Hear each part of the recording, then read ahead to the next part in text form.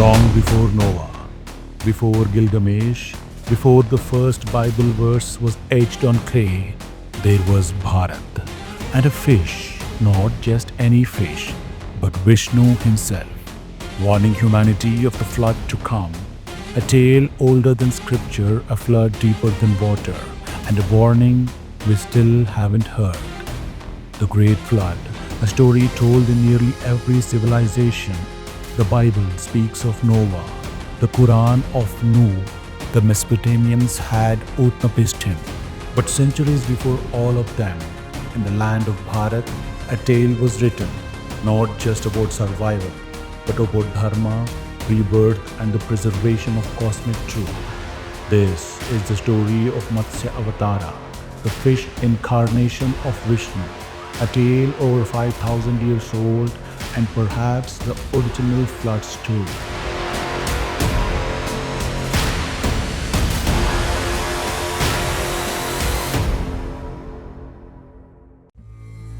In the ancient land of Bharat, recorded in Shatapatha Brahmana, a core Vedic text dated between 1000 to 800 BCE and later elaborated in the Matsya Purana, we find one of humanity's earliest and most complete flood narratives.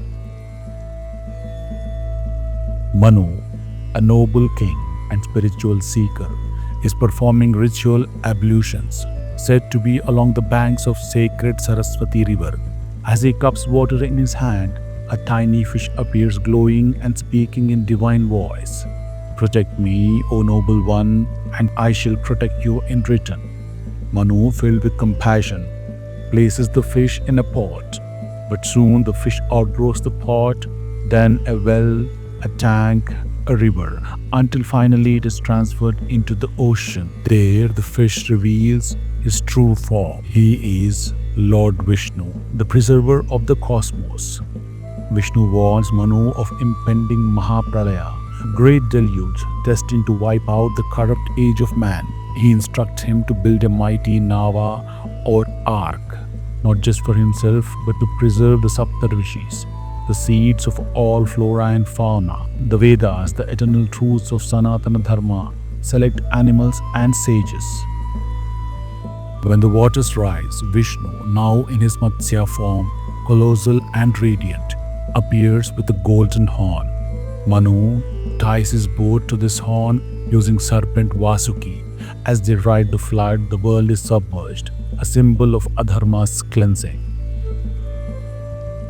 The ark finally comes to rest atop sacred Naubandhana mountain, linked in the legend to Himalayas, a symbol of both refuge and ascent. From here, Manu begins the restoration of world, not just in body but in spirit. This tale doesn't end in simple survival. It emphasizes cosmic continuity, the preservation of dharma, knowledge, and spiritual order. Most striking is how ancient this tale is. Matsya's flood predates the earliest estimates of Genesis, Exodus, and Mesopotamian epics by centuries.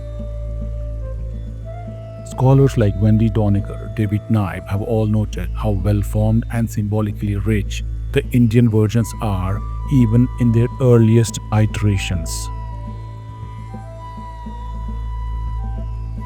Unlike the wrathful god of Genesis or the judgment of Surah Hud in Quran, Vishnu in Matsya appears not as destroyer but as guardian.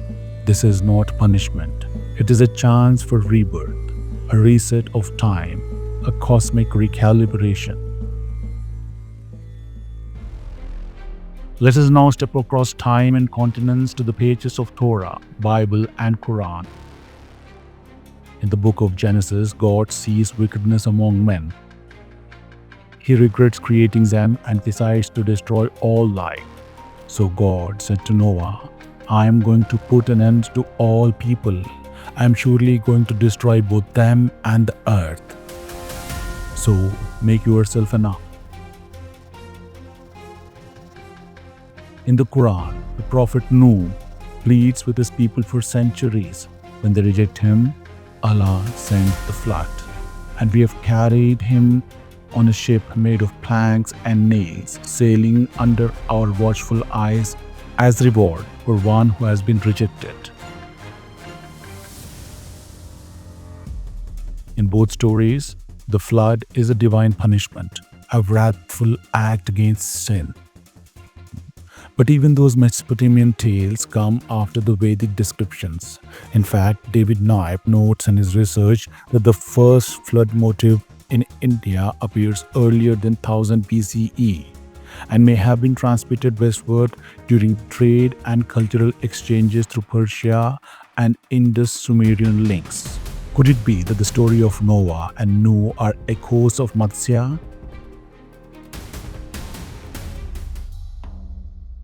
The flood stories share powerful archetypes. The boat or ark, a symbol of divine refuge.